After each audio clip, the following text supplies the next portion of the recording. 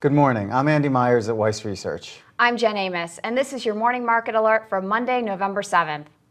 We're likely to see a modestly lower open on Wall Street, but futures, along with stocks across Europe, are well off their lowest levels of the day on speculation that Italy's Prime Minister, Silvio Berlusconi, could step down. Reuters cited two journalists close to the Prime Minister as saying that he may resign as early as today. And the Wall Street Journal reported that he's meeting with family members in Milan for help in making his decision. Berlusconi is struggling to keep his majority in Parliament ahead of a budget vote tomorrow.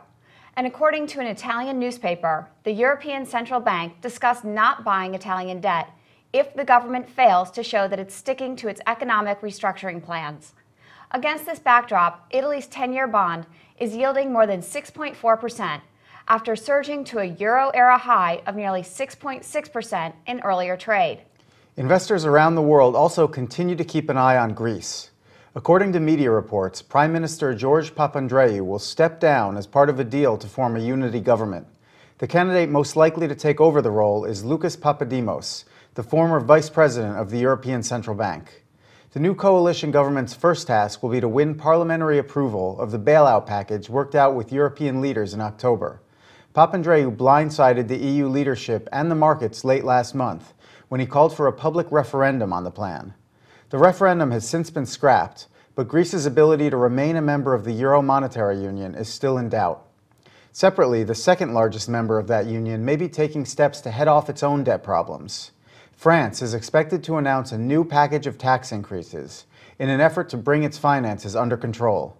The measures under consideration reportedly include raising the value-added tax on restaurant meals, raising the tax rate on companies with annual revenue over 150 million euros, and taking away one public holiday a year. Despite these concrete steps to address the European sovereign debt crisis, investors are still extremely uncertain about how the situation will eventually play out. And that uncertainty continues to weigh on the region's shared currency. Right now, the euro is dropping back below $1.38 against the greenback. However, the dollar's relative strength is not damping investors' appetite for commodities this morning. Crude oil is once again approaching the $95 a barrel mark, while gold is rising to nearly $1,780 an ounce. German newspapers reported over the weekend that the country rejected an idea floated by the Group of 20, that Germany's central bank should use its gold reserves to help shore up the Eurozone Rescue Fund. On the corporate front, we're keeping an eye on shares of Sprint Nextel. Late Friday, the wireless communications giant said it priced a total of $4 billion in high-yield notes. Sprint may use the proceeds from the sale to help finance Clearwire and its subsidiary Clearwire Communications. One of the day's biggest stock winners may be Cisco. It's jumping more than 2%. After reporting third-quarter profit that was flat from the same period a year ago. But revenue rose by nearly $1 billion, ahead of Wall Street estimates.